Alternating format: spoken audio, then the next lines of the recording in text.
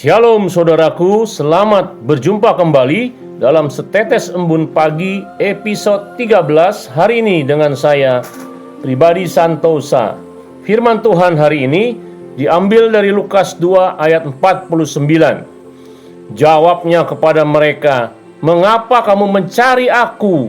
Tidakkah kamu tahu bahwa aku harus berada di dalam rumah Bapakku?" Mengapa Yesus terhilang di dalam perjalanan dari Yerusalem pulang ke Nazaret di usia 12 tahun? Setiap tahun orang tua Yesus pergi ke Yerusalem pada hari Paskah. Jarak antara Nazaret ke Yerusalem 150 km. Setiap hari mereka berjalan kaki maksimal hanya 20 km. Jadi diperlukan 7,5 hari.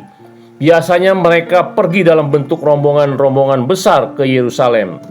Adapun sebab-sebab Yesus terhilang dalam perjalanan, yaitu menurut R.D. Agianto, orang Yahudi beranggap setiap anak mempunyai 3 guru utama. Yang pertama ialah ibunya sendiri. Dialah yang membesarkannya dari lahir hingga disapi. Pada usia kurang dari 12 tahun, sang anak selalu mengikuti ibunya di dalam perjalanan. Kedua, setelah itu peran pendidik diambil alih ayahnya mulai umur 12 tahun ke atas. Mulai usia 12 tahun sang anak mengikuti ayah di dalam perjalanan kehidupannya. Pada usia itu seorang anak mulai masuk dunia orang dewasa setelah perayaan bar mitzvah di Bait Allah, disaksikan orang tuanya dan wajib belajar hidup mengikuti ajaran Taurat. Kini gurunya ialah Taurat sendiri. Ada kemungkinan besar dalam perjalanan pulang Maria dan Yusuf baru sadar Yesus terhilang, karena Maria menduga Yesus bersama ayahnya, sedangkan sang ayah menduga Yesus bersama ibunya.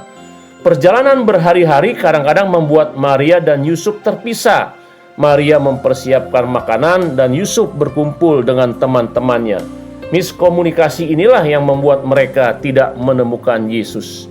Akhirnya setelah sadar mereka mencari dia dalam sekumpulan rombongan hingga mereka kembali ke Yerusalem. Sesudah 3 hari mereka menemukan dia dalam Bait Allah. Setelah ditemukan, Yesus menjawab, "Mengapa kamu mencari aku? Tidakkah kamu tahu bahwa aku harus berada di dalam rumah Bapakku?" Ungkapan perkataan Yesus pertama kali membuat orang tuanya heran, karena Yesus sudah mengenal jati dirinya dan misinya dari Bapa.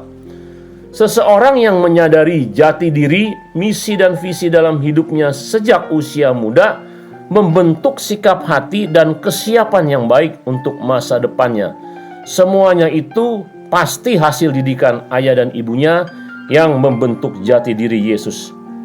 Tetapi di ayat 51, Yesus sebagai seorang anak tetap tunduk pada otoritas orang tuanya hingga usianya genap untuk melayani Bapa. Tuhan memberkati. Mari kita berdoa. Terima kasih Tuhan, kami sudah belajar bagaimana di usia muda Yesus sudah mengenal jati dirinya dan misi bahkan visinya dari Bapa di sorga. Ini semua karena didikan daripada orang tua yang benar.